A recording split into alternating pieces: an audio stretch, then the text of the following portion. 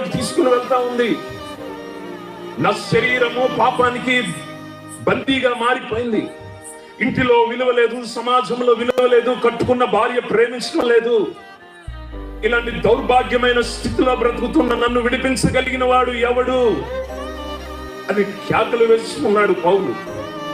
దేవుని బిడ్డలారా, ఒకప్పుడు హింసకుడు, ఒకప్పుడు దూషకుడు, క్రైస్తవులంటే పడుకోకుండా క్రైస్తవులను ఓచుకోత పోయించిన ఒక హింసాపరుడు కేకలు వేస్తూ ఉన్నాడు.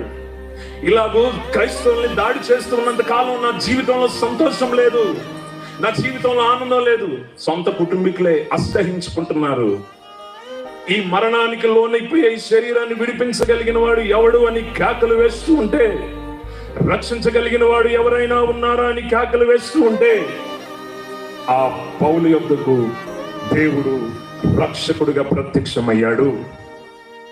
దేవుని ఈ రాత్రి నువ్వు కేకలు వేయగలిగితే గగనము చీల్చుకుని ప్రభు నీ ముందు ప్రత్యక్షమవుతాడు. బలత్కారము చేత బంధించబడిన నీ బ్రతుకు, ఇక నా జీవితం ఇలాగే ఉంటది, ఇక నా బ్రతుకు మారదు, మా కుటుంబం ఇలాగే ఉంటదని తలంచుతూ ఉంటే నీ జీవితంలో ఒక గొప్ప విడుదల కలిగించడానికి ప్రభు నీ ముందు